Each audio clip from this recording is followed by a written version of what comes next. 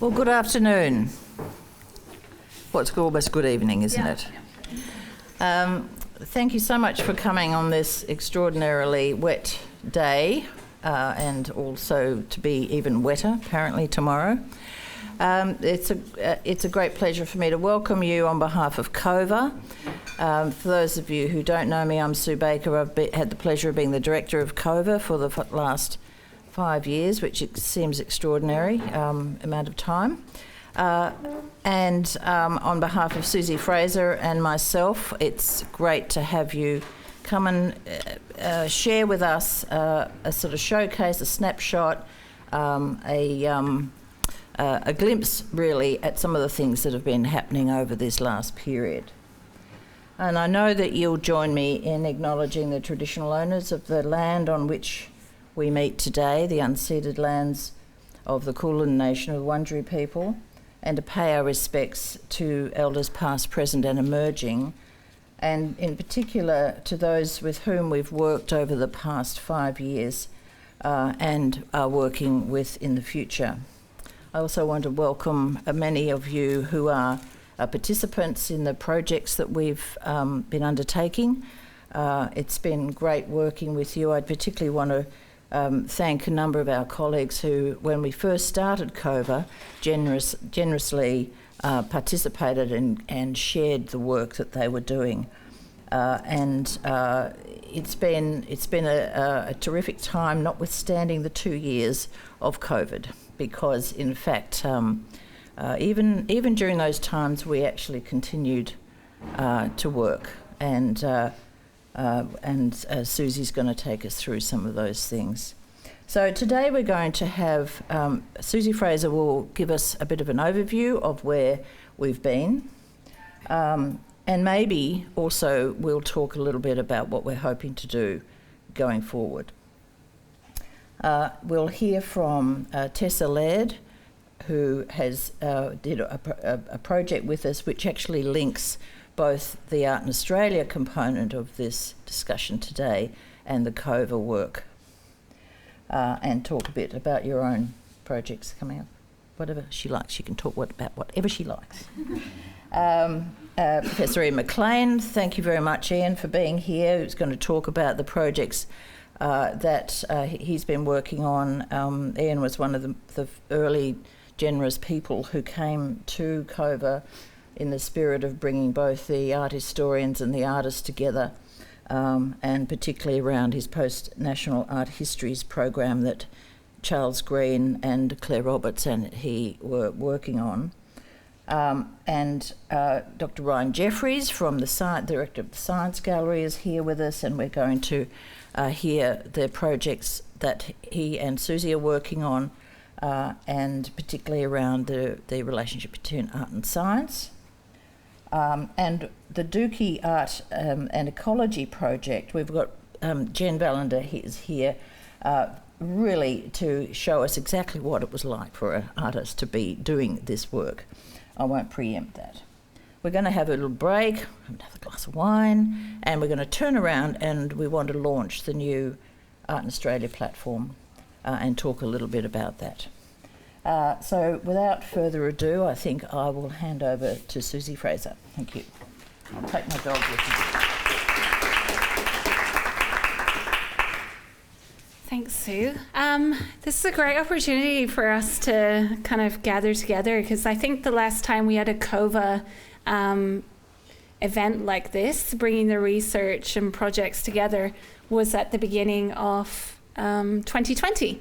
So all of the aspirations to lots and lots of things internationally got derailed.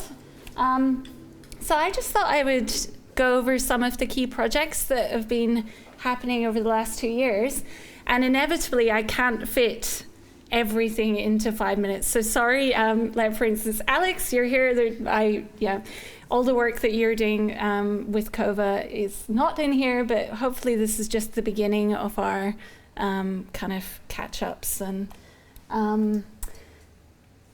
sharing our projects in public forums. So one of the projects we've been doing is mapping the connections of the Centre of Visual Art over the last few years. And we're really hoping over the next few months to be able to animate this map and embed it with all of our key relationships.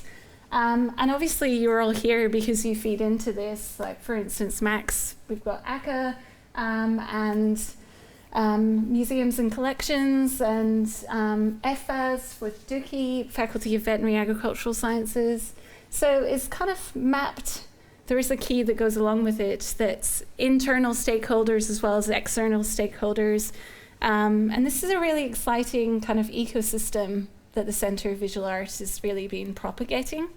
I just put this up so we could remember the last time many of us got together in the very flashy Ian Potter Centre across the road. And here we had Natalie King presenting on her work in the Aotearoa New Zealand Pavilion for Venice. This was obviously while it was still quite under wraps, and now it's in Venice, the pavilion. And at the moment, Natalie is hosting the Talanoa Forum with Yuki Kihara, and CoVA's kind of supported that as well.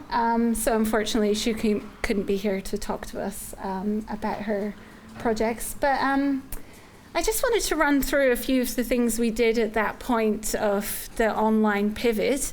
And all of this is still on the CoVA website. And we're really hoping to kind of tease out a lot of these projects and build them further. Led by Vicky McInnes, the online exhibitions were this way that we could try and see, and a lot of us did it in our different institutions, see how we could exhibit art while being locked down and while being distanced. And these were a great series of exhibitions on kindness and care and 0 o'clock. And there were a couple of others around this assembly point reassembled. So these were kind of like the pivot to online exhibitions. And this was this Sophia Sai 0 o'clock, which is a really extraordinary web platform. We also had symposia, the Event Horizon Symposium, which was August 2020, was this kind of completely new way. How do we entice people to engage when there isn't canapes and drinks and we can't have a kind of chin wag in the corridor? And a lot of thought went into how we do that, or how we might do that. And I think this was actually wonderfully successful. And it's still there, all of this deep, rich knowledge. And obviously it was launching the Event Horizon issue of Art in Australia. And I don't know if Ted's here, actually. No. Ted Collis, a fantastic editor of Art in Australia for Event Horizon. So Multinaturalism was also a symposium launching Tessa Laird's issue of Art in Australia, another fantastic kind of online way of gathering together. We had also the dialogue series last year, and I don't know if everyone's managed to delve into this. Alison Carroll's here, and a few other people are here who led dialogue as part of the series. Such a rich material and such amazing discussions that we really want to find a way to kind of promote and tease out what was discussed. For instance, the Concrete Archives dialogue that Lisa, you're here, Lisa led, is now building into a major ARC, Australian Research Council submission, which is very exciting and came out of an extraordinary series of exhibitions. And this was the final one of 2021, Many Voices Create. So yeah, it would be great if we can find a way to bring all of this, really, really dense and exciting knowledge to the fore. And we also had the Memory Conference, which was led by the CoVA Graduate Academy, which was another extraordinary, really responsive way of gathering ideas and discussions together in a purely online format. So I'd encourage you to take a look also at some of that material.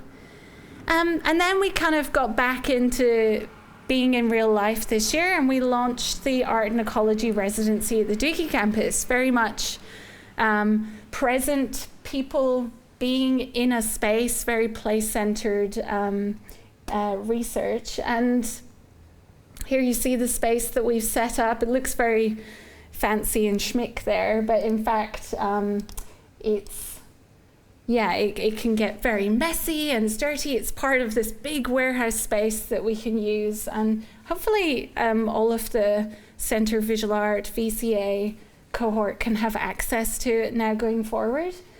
These were the 9 artists in residence that we had this year, several of whom are here today. And Jen will also be presenting, and she's currently in residence at Dookie, but joining us here as well in person. And here you see some of the more kind of messier work in progress scenes. And Lauren, didn't tell you your photo was going to be up there, but Lauren did a wonderful installation of all of the bits and pieces, the kind of synthetic detritus and the natural materials that she gathered from around the campus. And it would be great. We'll find lots of ways of kind of promoting and continuing the discussions of the art and ecology residents going forward. And some of the key projects I just wanted to mention that we've got coming up, we're continuing the art and ecology residency and expanding it next year, which is very exciting. So watch out for any expressions of interest that will be coming up. We're working on a commission with, or a commission program with King's College London and Science Gallery London around Indigenous perspectives on what they call wildfires with the Leverhulme Centre for Wildfires, which is very exciting. The Talanoa Forum with Yuki Kihara and Natalie King, we're going to be working on also next year to restage or to continue the discussions in Australia.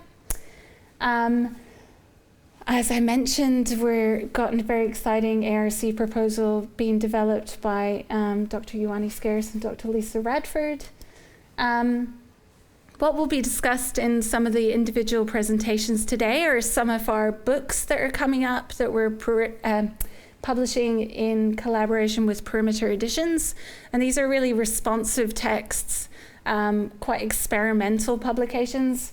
And we have upcoming, we have one that's been published around art and science, one by Vicky McInnes that's around feminism and intersectionality. And we have 2 from a post-national art histories theme, one published by Professor Ian McLean, who's here today, and also by Dr. Danny Butt, who unfortunately was going to present today, but he couldn't make it at the last minute. So all of these exciting publications coming up. And also the Creativity and Community Resilience Studio. I just wanted to focus on this project really quickly, because this is the one that I'm kind of leading with the Federal Future Drought Fund, and we're partnering also with Melbourne Climate Futures at Melbourne Uni and also the Lord Mayor's Charitable Foundation. And this is trying to explore how we can break down barriers between community and institutional knowledge, but also use creative practice and imagination to trying to think into these speculative, uncertain futures so that we can be more kind of prepared hopefully for the uncertainty, particularly related to climate, that we have in front of us. So this is a working group that we've set up near the Dookie campus in the Shepparton Shire region. Really an extraordinary group of creatives and ecologists, Yorta horticultural leaders, scientists from the campus. So it's been a long process to get this group together, but we've had some really great discussions. And I just thought for a second I'd just whiz through some photos from this project this year. We had one workshop exploring grief and soil, which was led by Luna Goller, who was at the time in residence at the Dookie campus and the Art and Ecology residency. We had a workshop on a local farm around interspecies mindfulness and promoting empathy with other species, including seeds. So there was lots of some meditation with, for instance, sheep. So just kind of very playful, but also with a really serious intention to kind of slow down and pay attention to the other species that we share our world with. And Tessa, you'll obviously be speaking about that. And we had a workshop also on baking and futuring.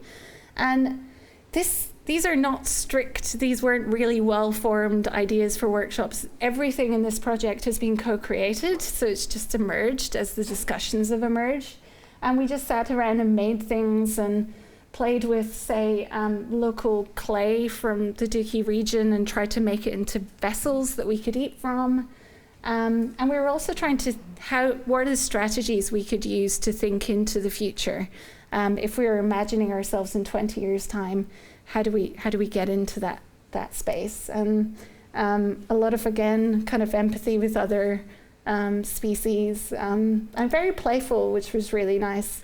And then we culminated with a dinner for the future, it took place in 2040, but it also took place a few weeks ago. And it was Jeremy, who's filming today, was also filming there, and Sayoko, who is in the crowd, who was on the art and ecology residence at the time. It was a really fun and playful experience, but also really profound, and it was exceptional being in that zone of how do we start to future and imagine into really positive futures. And yeah, this is just some stills from a video clip that we're working up. We meet together in the future to imagine a path forward in the present. So I just wanted to finish there and say thank you to our extraordinary research assistants at the Centre of Visual Art, Eleanor Simcoe, Freya Pitch, Jeremy Eaton, Chloe Ho, and Karina Berndt. And also thank you to Jeremy Lyons, who's our filmmaker, and a big thank you to Mabu Mabu for catering this event. And that's the kind of my intro finished. But thank you.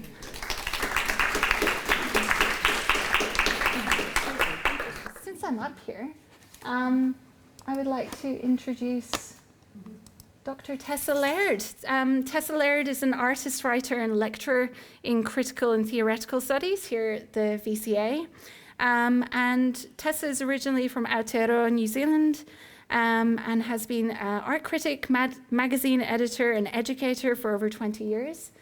Her speculative inquiry into colour, A Rainbow Reader, was published by Clouds in 2013, while her cultural history of bats was published in 2018 as part of Reactions Animal Series. And I remember when I first got my copy, I was like, oh my gosh, a book on bats. So thank you for making that, Tessa. From 2016 to 2019, she was the editor of the online version of Art in Australia. And in 2021, she edited a special issue of Art in Australia journal around the theme of multinaturalism. In 2022, she created Octopus 22, at Gertrude Contemporary, Baroctopus, Human-Animal Entanglements, and Tentacular Spectaculars. She is currently working on a book, Cinema, Animal Aesthetics, and Experimental Film, for the University of Minnesota Press, Art After Nature series. So thank you, Tessa.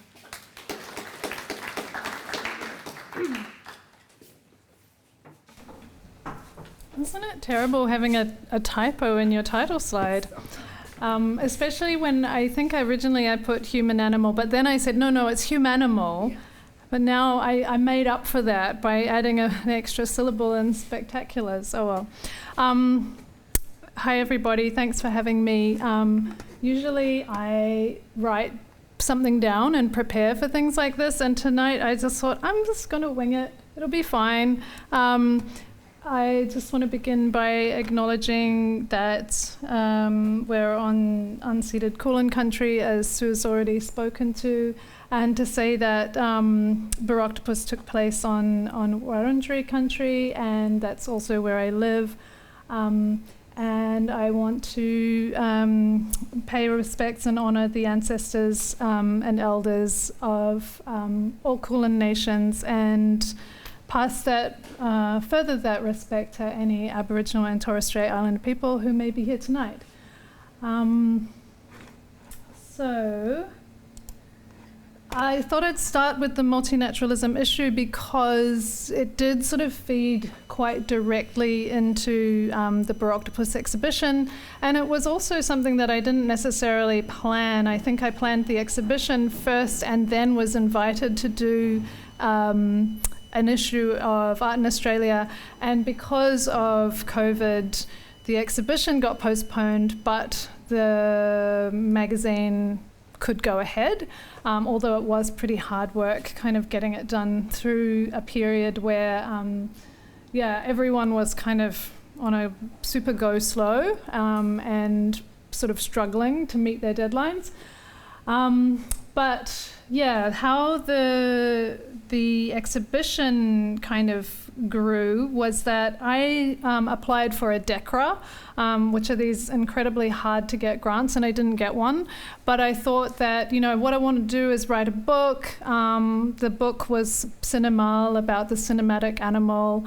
And then Vicky McInnes, who sadly isn't here because I'd love to be able to thank her publicly, but she said, I was talking to her and she said, but why don't you also make an exhibition around these ideas, and just go and talk to Mark Ferry at Gertrude. And I sort of thought, but I'm not really a curator. I mean, years and years ago, I'm talking in the late 90s, I was the director of the Physics Room Gallery in Christchurch in New Zealand. But really, I just facilitated artists, doing their thing in the space. I never curated an exhibition on a theme before. And then I did co-curate something in Los Angeles of, artists from New Zealand in the late 90s, was it early 2000s? And so I've had these kind of little tastes of exhibition making, but I still wouldn't call it curating. And I've been much more of a writer and had my own art practice. So I was kind of terrified, but at the same time, Gertrude was extremely supportive. And I also got to kind of not so much trial some of these ideas, but forge some of these relationships before the exhibition actually took place. For example, with Peter Waples Crow, who was the featured artist of this issue, and Gina Bundle, who was one of the artists, and also Debris Facility, and there are a few other crossovers. So Peter was kind of like somebody that I really wanted to be in the show. Oh, and I should also say that my initial idea, there's Ted. My initial idea was that, Octopus is this exhibition that Gertrude puts on every year, and I was thinking, I haven't been in Melbourne that long, but first I asked a few people, I said, have there ever been any artworks about octopuses? Or has anybody ever made octopus work in the Octopus show? And the answer that I got was, well, not as far as I can remember. And I thought, why aren't people talking about octopuses? But then there was an exhibition curated, I found out at an animal studies conference at the end of 2019, there's going to be an exhibition about octopuses in Hobart, damn it. So I can't make an exhibition just about octopuses, that's been done. So I just thought, well, I'm still really interested in tentacularity, and I'm still really interested in undersea creatures, but I do want there to be a bit of a broader remit. So I was thinking about animal imagery and artists that work with animal imagery, and of course Peter, because he always invokes the sort of spirit of the dingo, and it's kind of like a stand-in for himself. He sees himself as being a bit of an outsider. He's both queer and Aboriginal. He says that he feels like, the dingo on the periphery that's kind of, kept at bay somewhat. And also what I love about Peter's work is that generally it's sort of really colourful and playful, but he actually had this major personal tragedy in his life, and so the work he ended up making was very pared back and sort of stark, and it's a mourning cloak, a cloak of mourning for his partner. But the dingo is still there, still features as himself, kind of watching his partner's spirit pass by on a rainbow. And I was really excited. We got to have Gina Bundle's amazing Bungu flying fox cloak that she'd been working on for several years. And because I'm super into flying foxes, bats, and so on, and I just wanted to say, Ian McLean may be a star in the art world, but his sister is a star in the bat world.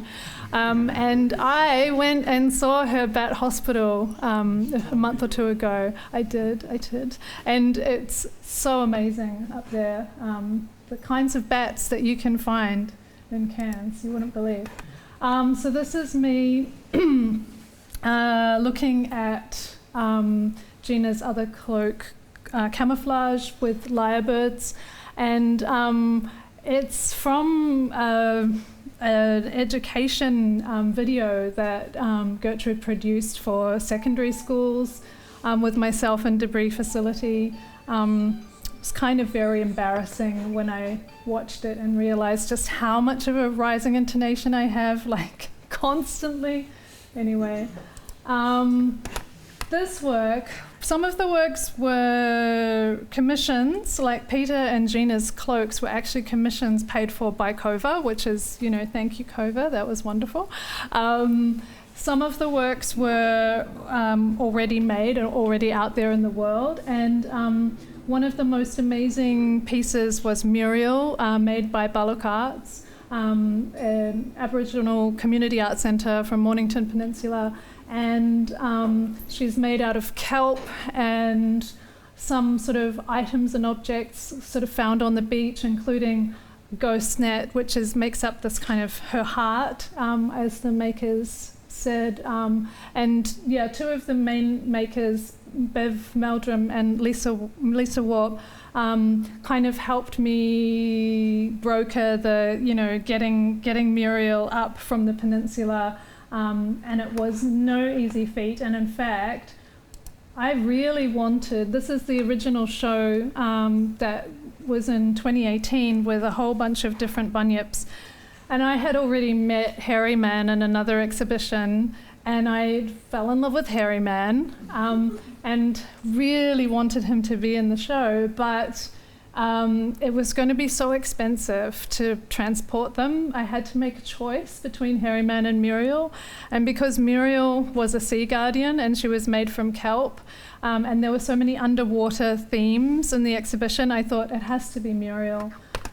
So that was sad. The choices that you have to make. And also, Muriel got a room to herself except for this film by Sebastian Wiedemann, and Sebastian was in the multinaturalism issue, and it was called Deep Blue, and in it, it sort of juxtaposed people swimming underwater with a lot of kind of jellyfish and these kind of microbial creatures. And it was just so great because Muriel was watching the film and she was just sort of watching this sort of blue aquatic film unfolding as the sea guardian that she is. And Kate Rode made new works, amazing new vases on octopus plinths. But at the same time, these works by Ani O'Neill, she'd been making since 2005, and they were sent over from Aotearoa, and Ani is an old friend of mine from art school. I just find them so kind of cute. Plus, they were able to sort of infiltrate different spaces. You can sort of see there were two rooms, one in the dark and one kind of bright one, and so there were sort of murky works, and then there was sort of bright, sort of colourful works, and then there was the works in the foyer as well. So these are other vases by Kate, and pre-existing works by Ivor Cantrell. I don't know if you know the Cantrells, the amazing filmmakers, and they're I've been doing a lot of work with them, but Ivor is their adult autistic son who makes huge amounts of work, and this is just a tiny fraction of his collection. Just for an idea of size, I just put that there because that was my hanging strategy, that old arcade game, Phoenix, if anyone's familiar with it. The takeaway posters, risograph printed with Ivor's works and essay on the back. I have an essay online if anyone wants to read it. Debris facilities, amazing sort of ceiling panels. You see a close-up on the right, and activated by black light. So sort of this is the daytime, that's the nighttime. Amazing the difference. Also sort of alluding to the idea of how other creatures see. Works by Lichen Kelp, who had to be in the show just for her name alone, which were really interesting in and of themselves, with this freezer full of frozen ice balls. But it was really at the kind of the closing event where the work came alive. It was just absolutely magic. And Jason Hood is this sort of disco octopus and laying ice eggs. And this is how I looked at the opening. This was my get-up, which is sort of interesting because I thought, oh, curators, you're supposed to schmooze, but actually nobody knew who I was, and so I didn't actually talk to anybody. It was an interesting strategy. And we had a great artist talk with Peter and Gina, and showed Ivor's film Myself When 14 on its original format. We had a great film projector, and that's also one of his animations that was in the show. And we had film by Sebastian, film by Tina Stefanu, and Tina and some of her colleagues did a performance with humming and kind of movement. And these are naughty photographs that I took off people's Instagram, like by doing this screenshot, because I'm such a social media virgin. I don't know what I'm doing. I don't even know how to contact these people and ask for their permission. But I thought they were great photos, and I kind of like that, idea of the work going out into the world and how it was received. And I think that's it.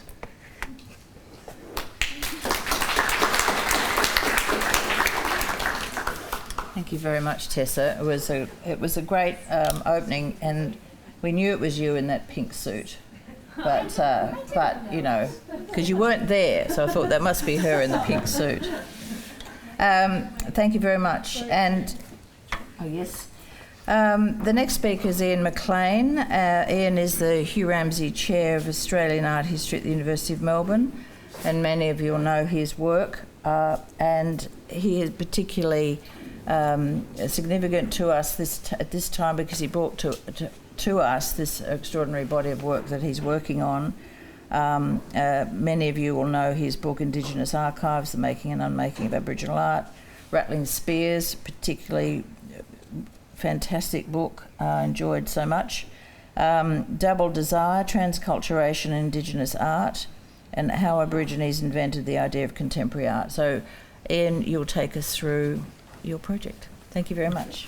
So the post-national art histories, what did we call them? Those themes. Our post-national art histories themes was one of several themes in CoVA, and we were sort of the art history nerds from up in Parkville doing our thing, and there were three of us. I think of as the three amigos who are each represented there: Claire, Charles, and myself. And we came when CoVA came together. We basically continued doing what we were already doing, and these are the books that we wrote and published during the history of CoVA, which were not specific projects of the post-national art histories, but they all fall in the sort of post-national art history, what we understood post-national art history to be. And Claire Roberts, as I'm sure you all know, is deeply interested in the relationship between Australian art and Chinese art. And so Ian Fairweather, her amazing book, there's two books she put out on his writing, and the story of Ian Fairweather in China. And I'm sure you all know, Ian Fairweather is probably one of regarded, especially by artists, as one of the great Australian artists who doesn't fit into the story of Australian art. And that's what post-national art history is about. It's not about trying to imagine a future world without nations. but it's about trying to imagine nations differently to how they have been imagined. And Australian art history, like many nations, I should say art history needs nations because so much art history is about national art, so we don't want to imagine a time without them because we'll be without a job.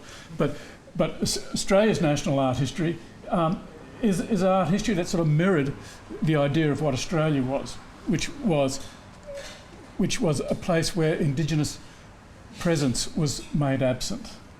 So it's a sort of mirror of the settler colonial ideology of exterminate Aborigines. So you just don't see Aboriginal artists. You rarely see Aboriginal artists. Occasionally you get an artist like Margaret Preston who tried to deal with that theme. But generally, in the art histories, Australian artists were much more interested in Aboriginal art than the art historians who pushed it out of the story. And of course, that's what I've been interested in this sort of what I call the transcultural relationships between Indigenous and non-Indigenous artists, which is what most of my writing is about. Claire was interested in another great absence in Australian art. Obviously, this interaction between Asia and Australia, especially China and Australia, which Ian Fairweather represented, and Charles, who brings in the sort of third theme in here, which is globalisation. And you're only an Australian artist with the art you make in Australia. As soon as you leave Australia, all the art you make outside of Australia just about sort of is forgotten about, and every other national art history is a bit like that. And so Charles, who's really much more interested in contemporary art, Claire and I are more historical, I guess you would say, was interested in how contemporary Australian art basically left behind the idea of Australian art and globalised. And so we're wanting to, in this theme, if you like, on our work, reimagine not just the future of Australian art, but the past of Australian art. Reimagine what Australian art history actually was, which is basically bringing out what's been repressed in the story of Australian art. So that's what we were doing throughout this whole time, and that's why I called it double nation. There's this other nation within the story of national art. I'm sure you all know about this because all these things is what we're all doing anyway. So the other thing that was going on is that we had 2 ARC grants which all began during CoVA, pretty well at about the time you can see that when CoVA caught COVID, we got these ARC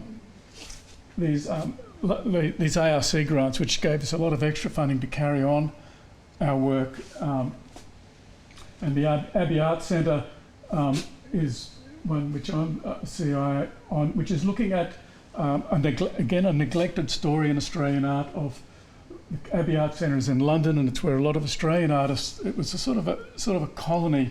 It was sort of like the colonies colonising London, in a sort of colony in London in the post-war period, the immediate post-war period, which is a story which is not told in British art, obviously, because it's mainly English artists, but it's not a story told in Australian art either. So that's still ongoing, nearing its end. And this was the RC project, and it's one of the projects in CoVA where the Parkville and the VCA came together because John Catapan and Charles Green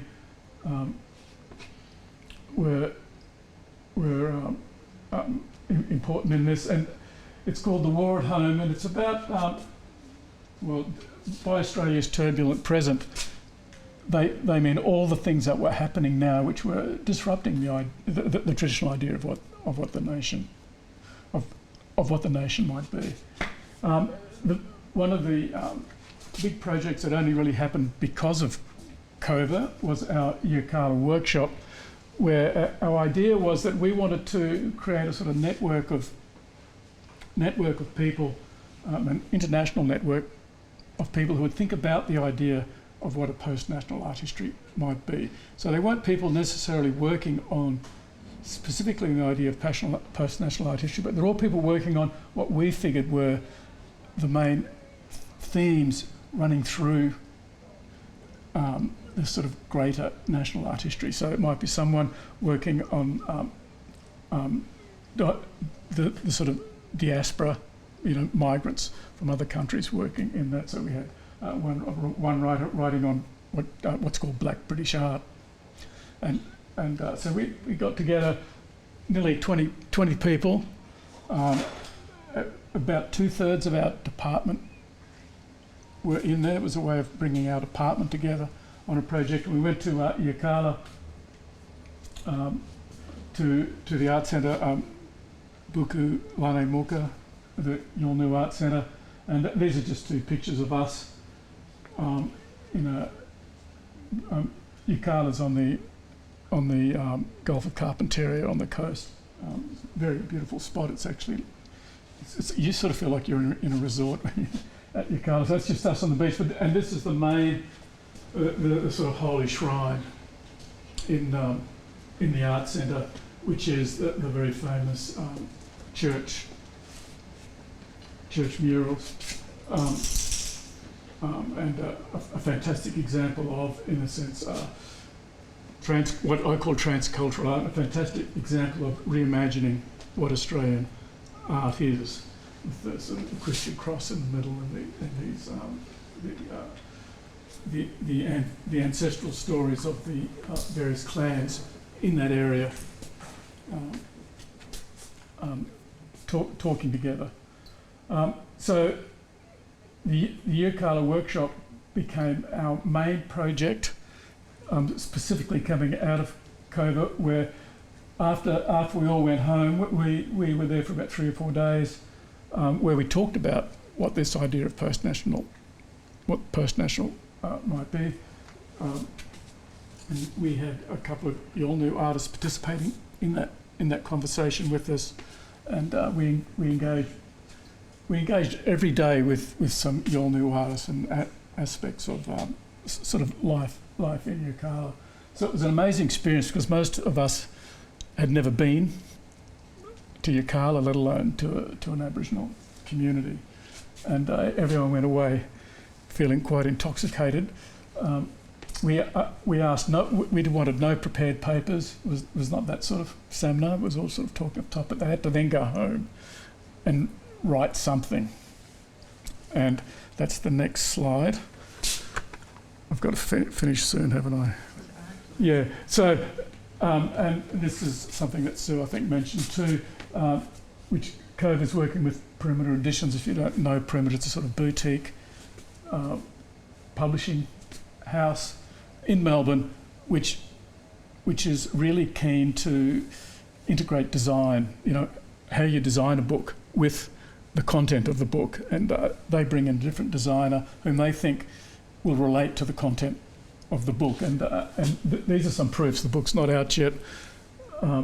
This is a sort of the proof of the book, which you can see our various participants have all contributed something to the book, and just some pages from the inside. The other specifically CoVA project we did was a conference called Black Palestinian Solidarity, which is a story about a very little known story in Australia of a very long, going back to the 1970s, a very long, we called it Solidarity, connection of activism between Indigenous Australians and Palestinians around the idea of each being caught up in a sort of settler colonial logic, if you like.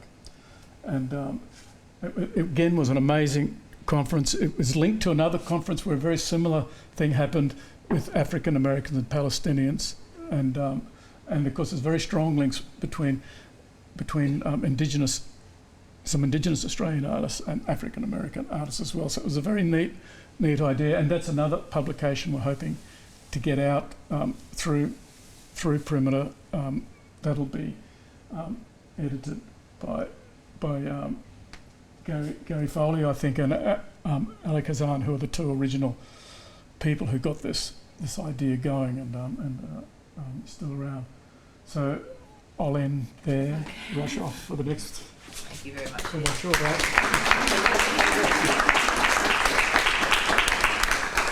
How can I drive this? The next presenter is Dr. Brian Jeffries, who is, as I said, the Director of the Science Gallery Melbourne and Associate Director of Science and Academic Engagement in the Department of Museums and Collections at the University of Melbourne. Brian's a passionate advocate for these blurred intersections between science and art, and if you know the program at the Science Gallery, you'll see that there's some extraordinary interventions between artists and scientific communities with the building up of programs coming from young people and scientists who are wanting to discuss the big issues of the world, and so the Science Gallery creates a really fantastic program, has an international consortia. Ryan's career, he is actually one of the science people. He transects science research, education in museums and galleries, and has completed a PhD in biomedical science at Murdoch University and postdoctoral research at the University of Western Australia and the University of Bristol. Please come and tell us about your program. Thank you.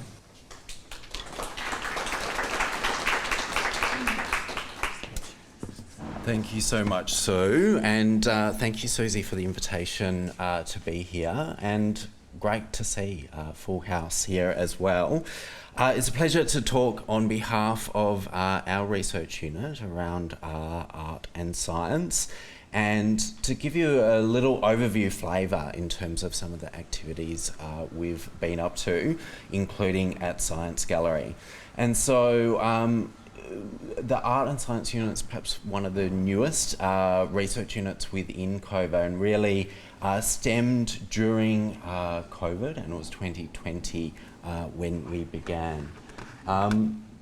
It's become a really important connection for Science Gallery within the Department of Museums and Collections to really start platforming some of the interdisciplinary academic outcomes through our exhibition programs, but also there's a broader narrative that we're exploring here through the Art Science unit, and that's really the value of interdisciplinary practice. And I think more than ever, we're seeing the importance of this intersection between art and science, and particularly around some of the big issues we're facing. It's a real opportunity to problem solve, to think of some of the solutions around these great global challenges that we're facing. So the unit itself is with Susie Fraser and Ted Collis, great to see you up the back there, and myself, but also a broader network of important interdisciplinary collaborators. As I said, we launched in 2020, and it was really on the back of the Event Horizon Symposium, which was so pivotal at the time in terms of framing a symposium around the extraordinary Event Horizon telescope image, but broadening that as a metaphor of our understanding of really boundary crossing issues of our times. And I think this really sums up a lot of the practice that we've been able to really umbrella within the Art Science unit. So as our communities face some of our most critical challenges in human history, things like climate change, the rise of artificial intelligence, gene editing, these shared conversations and collaborative research outcomes, I think, are more important than ever, as I've mentioned. I'm keen, and just framing this of then the importance of that nexus of art and science, and CoVA provides that perfect platform in terms of contemporary scholarship. But I wanted to begin with just giving a little overview of some of the work through Science Gallery, which feeds in so strongly with the research unit as well. And I begin here with this statistic: 57% of people don't think they know much, if anything, about science. And I think we're seeing more of this arise through kind of Trumpism, a distrust of science.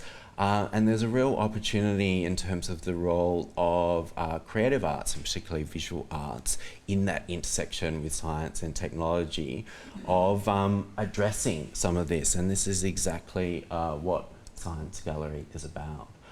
So how do we inspire people to think differently about science and technology, and also inspire people to start studying these disciplines, to have careers within the STEM and STEAM disciplines as well?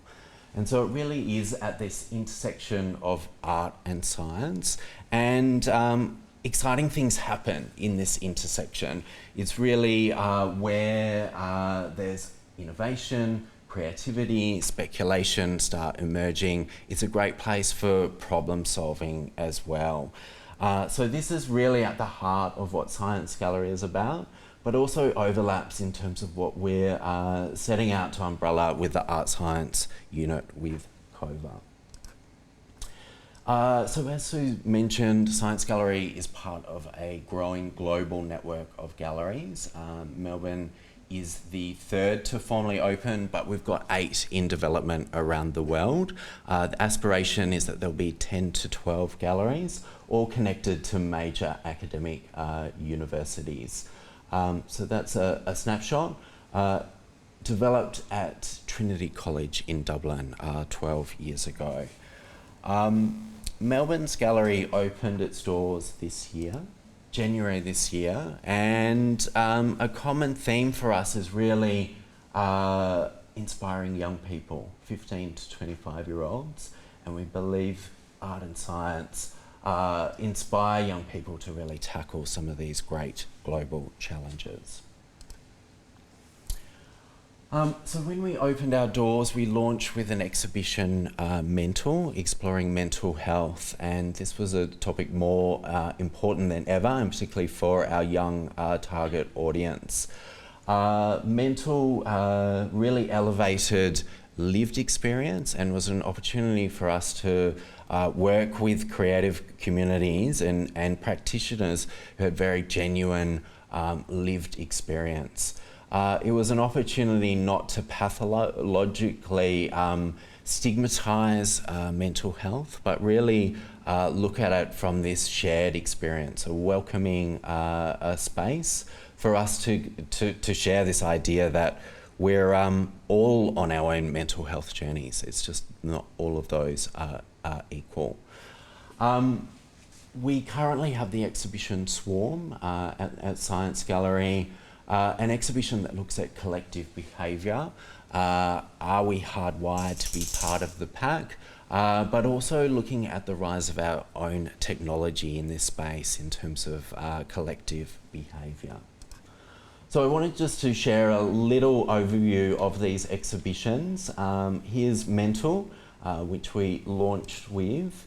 This is a work doing nothing with AI by Emmanuel Golab, a huge industrial robot arm on this robot that then connects to an EEG headset and responds to brain activity within the gallery. Mirror Ritual by Nina Rasic, a work that responds to the emotion of your face and reads back a poem. And Mental went on to tour, and so we've been very fortunate to collaborate with Art Science Museum in Singapore, where Mental currently is touring. And this is just a couple of shots where it was slightly recurated, 7 new works from Singapore and Southeast Asian artists to increase the local perspectives here as well.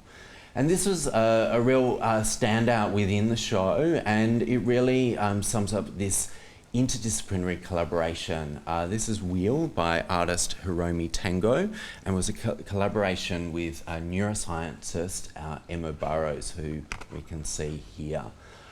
Emma's research looks at the effects of exercise on mental health, and we know the benefits of that. So a giant human hamster wheel, essentially. People are encouraged to jump on and run and see that response in terms of their mental health. And this has been a great example of what happens when you bring a visual artist together with a scientist and some of those outcomes. So it's actually academic research outcomes that have emerged from this project as well.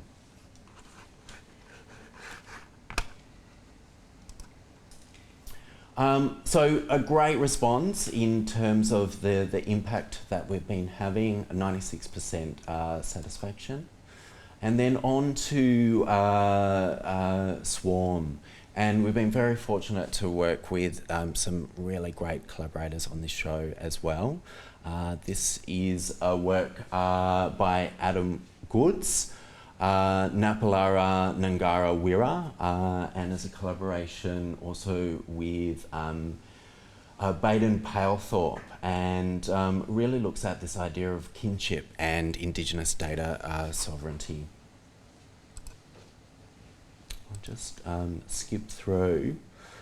A few other works within the show, and a key one again here is Scrape Elegy. It's a work, a collaboration with artist Willow Wyland, and a collaboration with the Centre for Artificial Intelligence and Digital Ethics through the law and engineering schools. And again, a real opportunity to connect a visual artist with the STEM academics.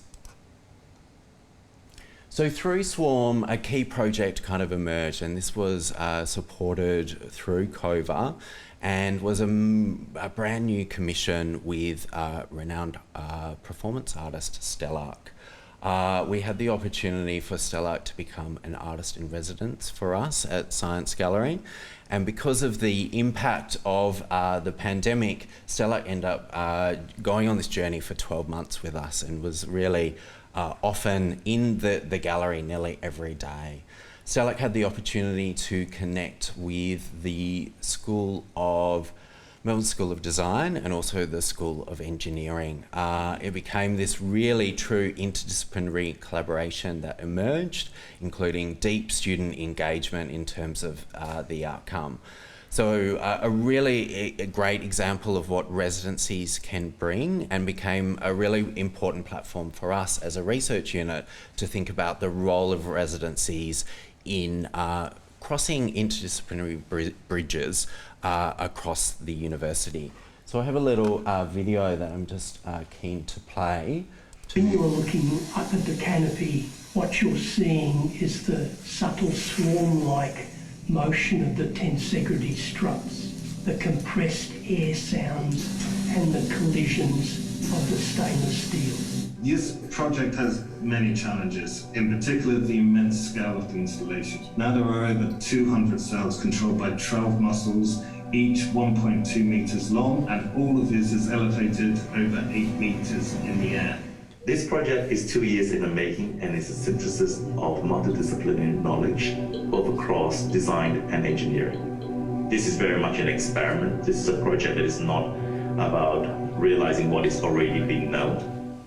This kind of work asks us to rethink how we view the world, despite the fact it is very much metal and computer and synthetic parts. It feels very alive. I always indicate that ideas are easy, but to actualise those ideas often takes a collaboration between programmers, between engineers, and that's what was needed here. So I think this project really sums up the opportunity with CoVA and this intersection of art and science, and really we're keen to explore an ongoing program of residencies. It was incredible to work with Stellark. The outcome has been amazing, hugely ambitious and experimental, but the benefits of that will continue. Susie mentioned the art and ecology residencies, and this is something also that's been supported by Science Gallery. I think it's a real opportunity for young and emerging artists to develop their practice, but aligns with this idea of big issues, and particularly climate change, the opportunity to really start tackling our response and thinking of youth-led responses in terms of climate action.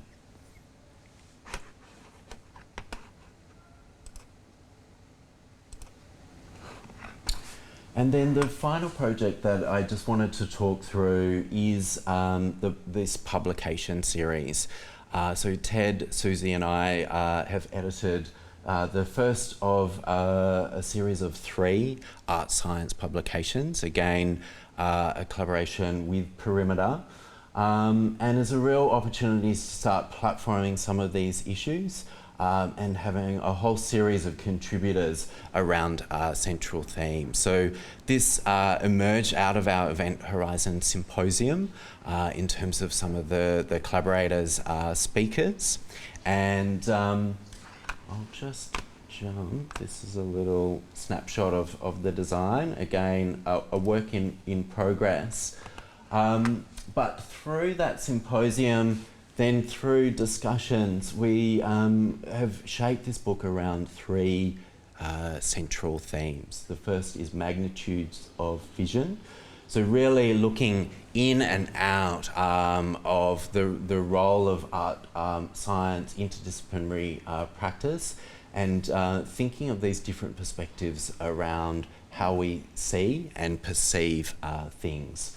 So collaborators like Peter Gullison, Elisabetta Barbrio, who heads the ARC Centre of Excellence for Dark Matter, biomedical animator Drew Berry, Sean Kubert, so some amazing contributors here. And this image is a recent commission of Drew Berry's by Science Gallery for the Swarm Show as well, is actually the COVID-19 virus and the immune response. Peripheral vision, things that are often unseen or on the edge of the human ideas of perception. And again, some really exciting contributors to this section of the book. Monica Bello, who heads the Arts and at CERN project. Marcus Volz, a mathematician, and created this incredible infographic. Paul Thomas and Chris Henschke as well. And the final section, double vision.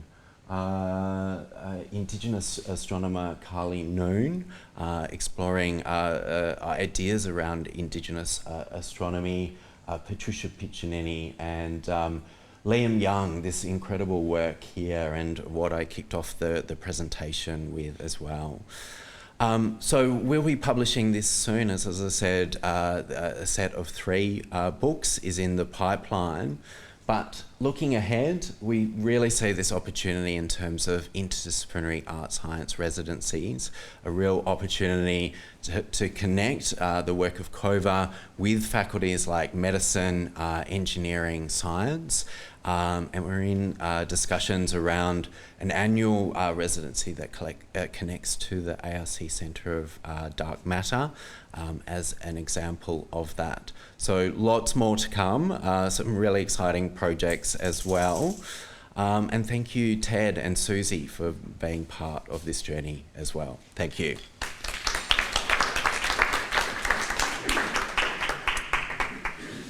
Thank you very much, Ryan. There's some great work there and great work to come. We are going to hear now from Jan Valander, who is an Australasian artist and writer based here in Naarm, Melbourne, who is going to talk to us about the research investigations of complex experiences. And she's been you are currently the resident at the Dookie campus near Shepparton. And she's going to take us through some of the projects that she's working on. She's exhibited at bus projects, the Ian Potter Museum, Collingwood Yards and Abbotsford Convent, and a number of very prestigious awards, particularly the Magunya Research Project Award in 2020. So you've also had a number of residencies. I believe this is your fourth residency in a row. So Jen is in fact the poster child of the discussion we've been having about residencies and the discussion we will continue to have in the future. So Jen, please come and tell us about it.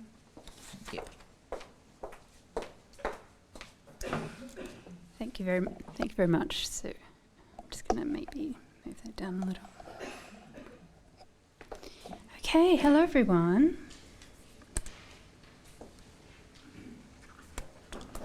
All right.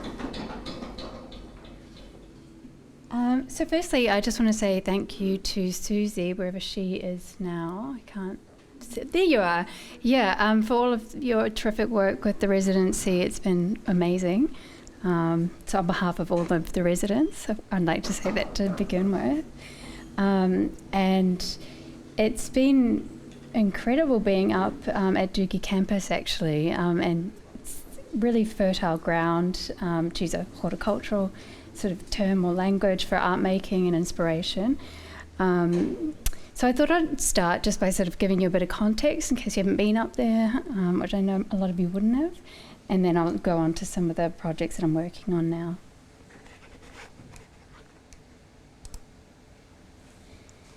So the campus itself is very quaint. It has this sort of small settler village appeal to it. And I know from engaging with the staff there that there used to be a huge population of people living on campus, and they used to have their own sort of farm, and they were self-sustaining. And because of that, it really does have a village feel. So it's got these beautiful little buildings complete with rose gardens out the front.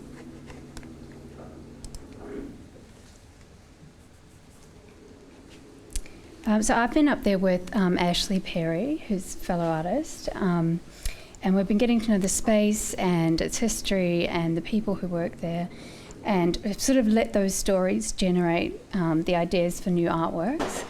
And we've both been really interested in the museum.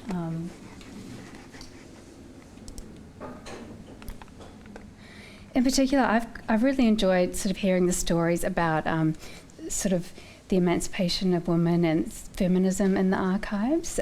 There's a great deal of sort of pride in the documents in the museum around the inclusion of women in classes and the interest in their education in the 1920s and 1930s.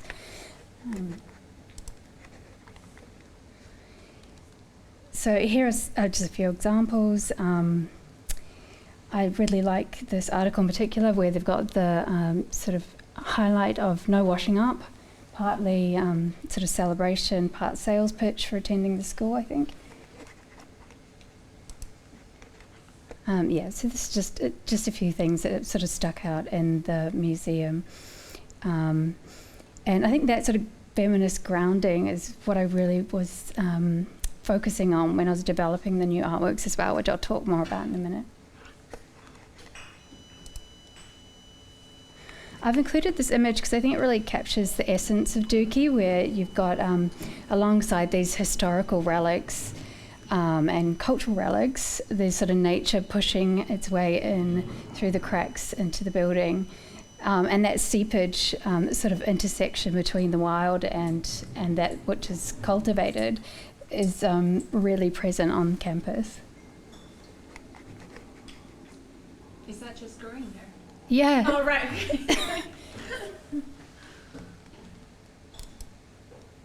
I included this one because Ashley Perry, who couldn't be here tonight, is really interested in specimens. We both are. His research is around seeds and mine is more animal specimens. But I thought this is a really lovely sort of historical example, sort of rather sweetly displayed in a Murray's chocolate box.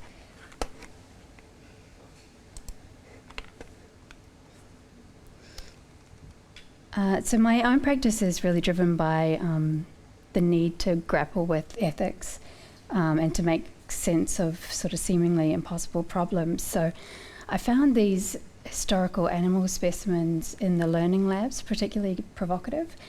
I'm not entirely certain, but I think this one might be a pair of twin calves, sort of housed in a chemical womb, if you like.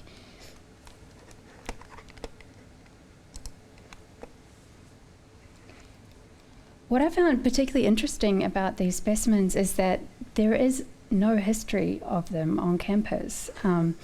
We have a kitten with 7 legs, koala organs, a wee shark, a rat, a snake-necked turtle. And you'd think that there'd be a dossier of information in the lab, but the lab manager and I actually went digging through all of the archives and found nothing at all, which is kind of astonishing, and I can't believe no one asked about it prior to me turning up. There were plenty of appliance manuals from the 1970s in the storeroom, but nothing at all about the specimens, which is just shocking.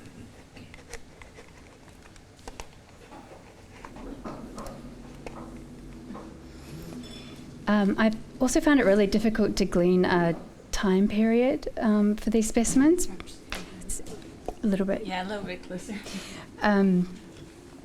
Some appeared to be quite formal, and then others were housed in mayonnaise jars and peanut butter jars. So the next stage of this research, I'm really interested in finding out exactly who produced them and specifically what they were used for. So was it research into preservation or anatomy or cell structure or physical anomalies like our kitten with 7 legs? So that'll be the next stage.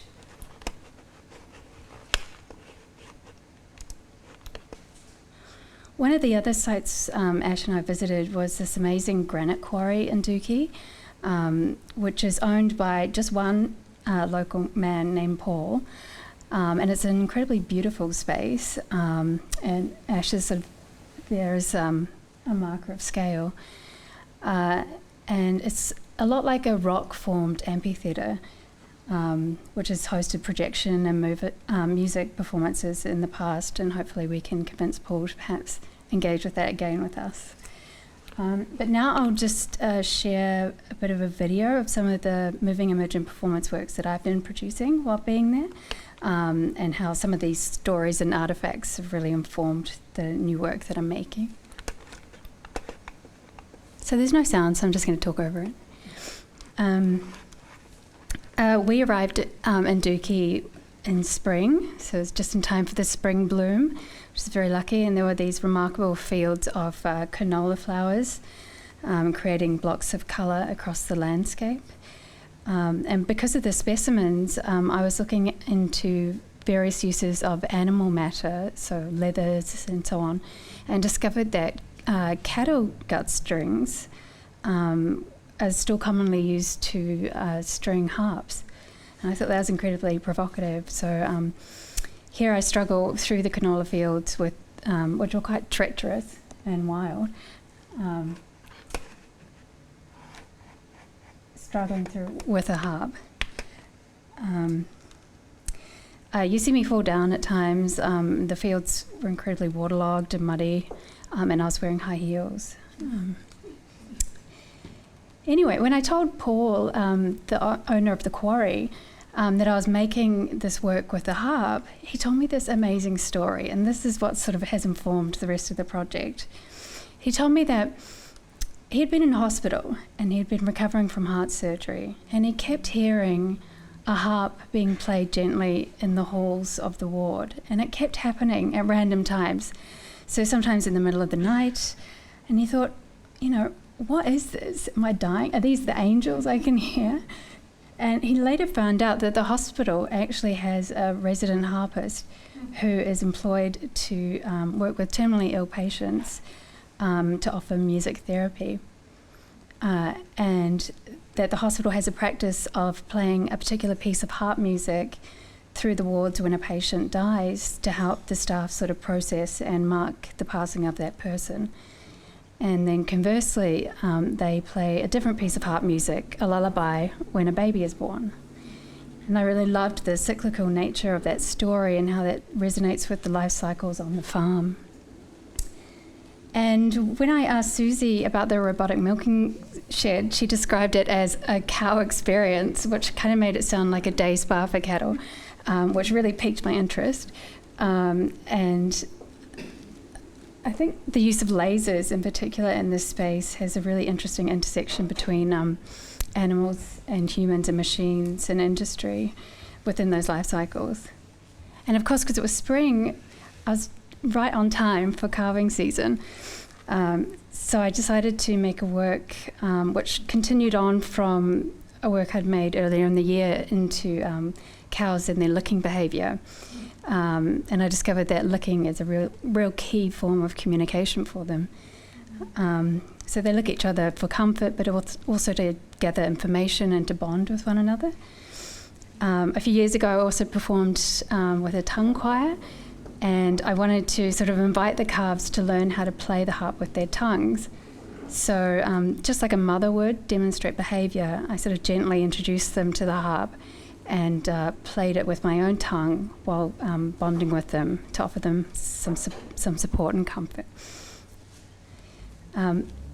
These particular calves I met just moments after they were born, and they were so desperate for engagement and attention. And they get put into this sort of transient period, this transient space where they stay for a week. So at this time, they're 1 or 2 days old, and they have a real desire and instinct for suckling and would suck my thumb while I played for them. And it really didn't take them too long before they got the idea, and they started to mimic my behaviour and actually engaged with the harp too. And I did capture them playing a little bit with their tongues, which was quite magical. So I guess just in closing, the aim of the residency was really just to let the work unfold through the stories of the site and the people working there and living there, and to maybe look at the space with fresh eyes and maybe find new ways of experiencing the farm. And I feel like this is just the beginning as well. The project's really just starting to open up, so it'll be exciting to see where I can take it or where it takes me. So thank you.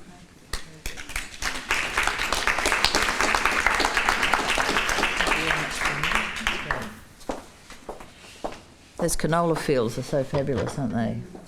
Thank you very much, Jen. The theme of the residencies is really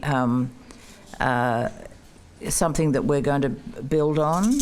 We've found, and Susie's been particularly active in this, found that it becomes quite an important methodology of engaging with different disciplines, people from different backgrounds and so on, and you find it's a relational experience. It's one that creates things that you don't expect or that you can't anticipate. And so part of our thinking now for the future of the research program, whatever it might be, is to look at how the intersections of disciplines can be operationalised, and that's partly, I think, through a residency model, and so that's where we're thinking about taking the direction, the new iteration of whatever this is. CoVA has run its 5-year course. We have an extended period of time to think it through. Marie Sierra, the Dean, and Emma Redding, the Director of VCA, are in conversation with us and other faculties about how we might create a new community, effectively, of researchers and an extended community of external partners. So this is, at the point of we are here, we're sort of marking a sort of period of time, and we're now in the process of saying, well, where do we take it? Ryan talks about this intersection of art and science as having this incredibly cross-disciplinary, productive opportunity. So that'll certainly be one of it. The work that ENU have done with the Yacala project and things that can come from that we have terrific opportunities to partner with people in the area of Indigenous culture. The university has amazing collections in this area. So there's a lot we could work on. How we do it is the question for the future. But it's really been a terrific way of starting to work across the university.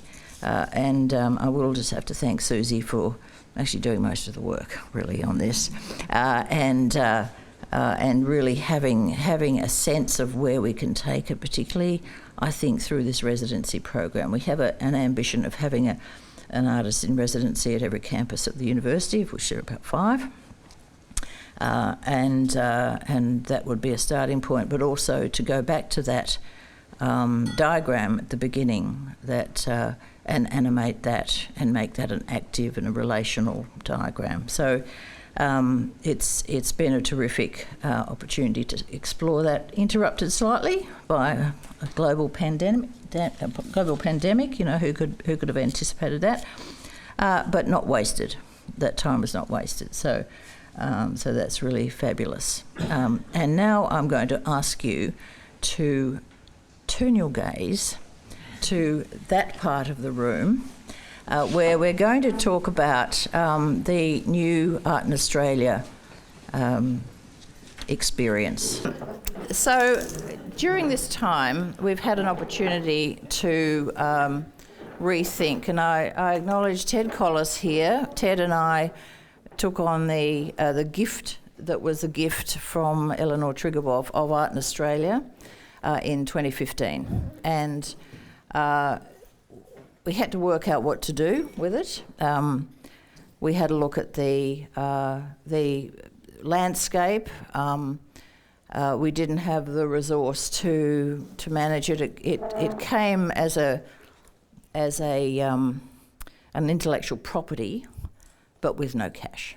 And so we were able to, within limited resources of what we had at hand, to get started on a new iteration of Art in Australia, and one that we hoped would reflect some of the current writing, current thinking and current issues of the time. And I'll invite you at a point to look at the 8 issues that we produced in print, 7 of which Ted edited, and the one that we've been hearing from Tessa that she edited, and then the pandemic hit. And one of the factors, I think, that's a good idea, Lisa. One of the factors with the thinking at that time was the pandemic, where we all had to pivot to this digital experience, somewhat unwillingly in many cases, but by necessity. We thought, well, what can we do with this product, this property that we had? And so one of the, I suppose, experiments we undertook was to create a digital platform that we wanted to see as an integrated resource, place to go. We got more comfortable with the interactions online and digitally, as we were all confined to that as a mode. And we were very lucky to be introduced to these great designers, Karen Ann Donachie, who's here, and her partner in crime, Andy Simonato, who came as willing experimenters in this field, and we were able to do what we've been able to do here because of their great capacity. And we had some particularly wild times in our various discussions. I want to thank Deborah Allenson, who worked with me on trying to work out how the hell do we make this into any sort of business model.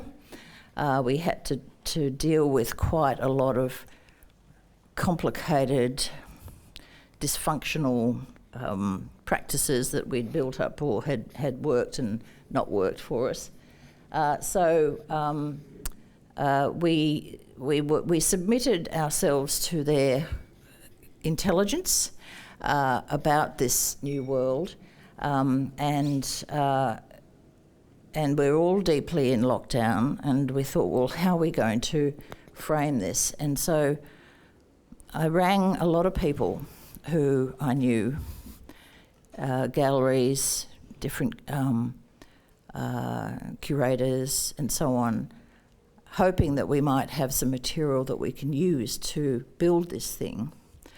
And I was incredibly gratified by the response. People were very keen to contribute. And I also had the very good fortune of being able to work with Jeremy Eaton, who submitted himself to this chaos and helped work with the designers to build this platform. We're seeing it now. As you might know, the gift of Out in Australia came to us as a magazine, but it also came with a digital archive. And when I say digital archive, it was an archive of PDFs of all of the issues from 1963 to the present. And so we're thinking now that what we're dealing with is a living archive. And as we know now, the digital world is one about access. It's one about fluidity of access. And so as we are an educational and research institution, we're really hoping that that can be what our motif is, that we are about accessing, giving access to a whole lot of material, broader than just the local, although, as we know, COVID focused us on the local. But we are now in the process of building the new issue, looking a bit more outward. So I invite you to look at it yourself, but I might just get you to, would you drive it, Jeremy? And we'll just look at the drop-down menu, because I want to just take you through that. And just fiddle with the letters a bit. This is really gorgeous. I love this bit. The mouse is running out. Okay. Oh, the mouse fails. Anyway, you can play with those lovely letters. They descend, and you can play with them, and it keeps you entertained for hours. This is the drop-down menu. Routine. Yeah, it's a comedy routine. And just on this screen, we're losing a little bit of that top there. But you can see what we've done is the editorial helped to frame it. We have a section of features. Tomorrow Australia from Richard Franklin, who positioned, he had this remarkable work called Tomorrow Australia. He had a poem and also a part of a published work. And he's a great, he articulates very well the politics of our time, looking at the generosity of Indigenous people to include us in their history. And this is a particularly important part of his ambition and, of course, ours. Do you want to drop down? We'll leave you to look at this in detail. We're just struggling with the mouse. The features, the war at home, Ian talked about that before, which is from Charles Green and John Catapan and Lyndall Brown, their collaborative work, but it was also a function of their ARC grant. And I might just hold up, where's the book? Here we are. We published this as an outcome of that ARC grant, which gave us an idea that maybe that is one of the functions that we could play with the research community. I won't go through all of this. I'll ask you to look at it in your own time, but just go to large S, because we do have to acknowledge that Edward Collis, editor-at-large, out in the cold, in the tundra, continues to play a major role in this. Can you scroll down here? Because there's some fabulous discussion and speculation on where we were at the time, particularly around mask wearing, and you know, I'm not going to praise Ted, but read it, it's great. So that'll be a constant feature. Can we go back to the menu? Exhibitions, can we just go to Soul Fury? Soul Fury was at the Bendigo Art Gallery, a wonderful exhibition curated by Nur Skembi of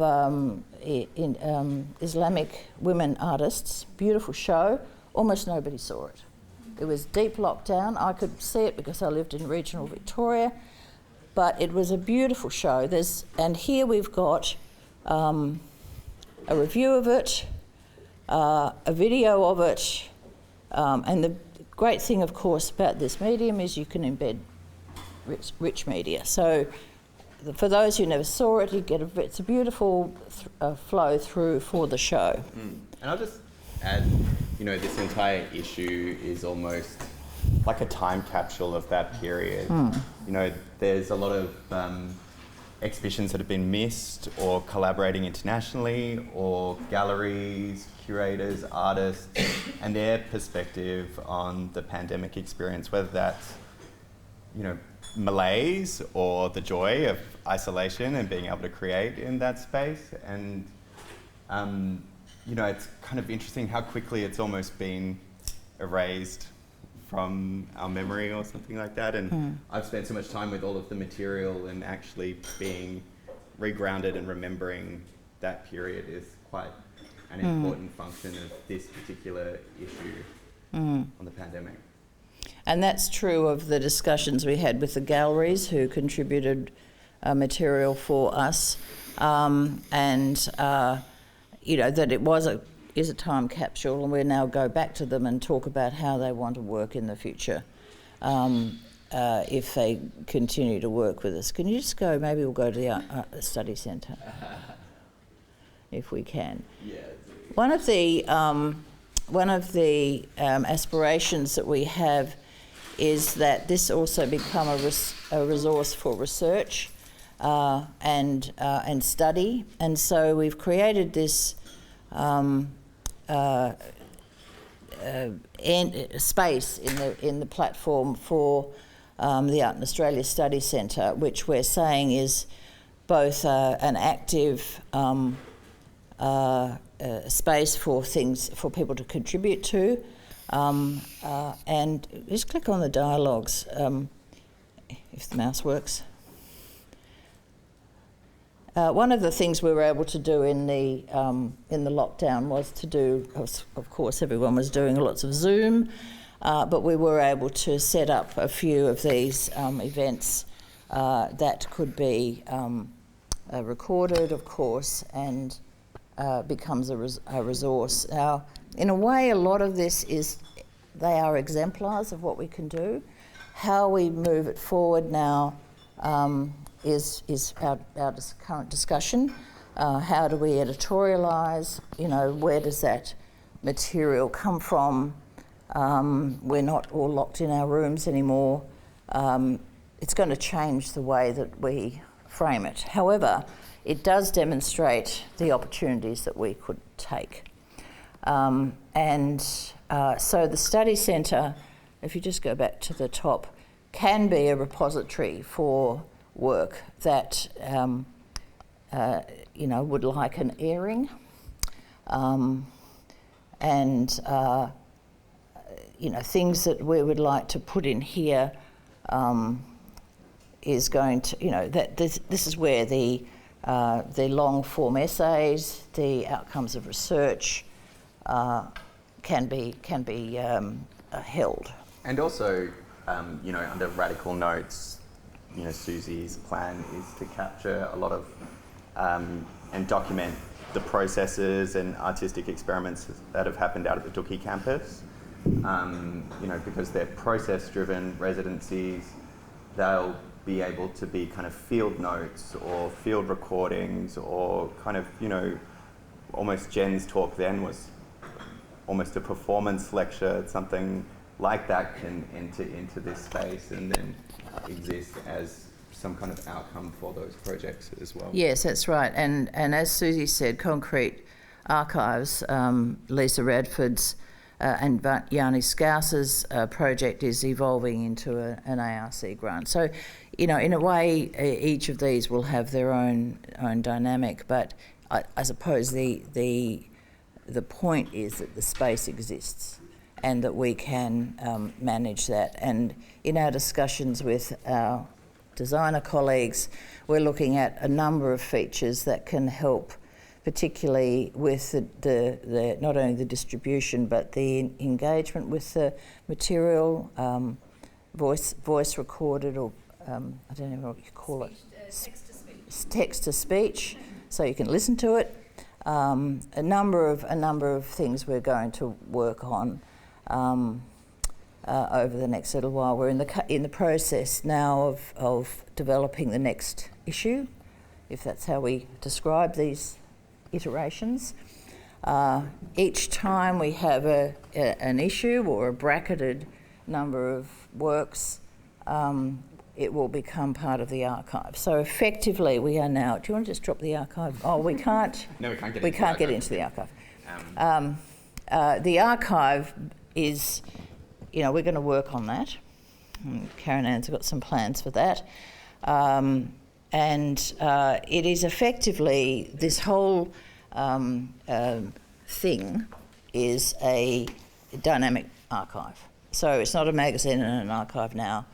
We're not going to necessarily go to print other than special projects at this stage.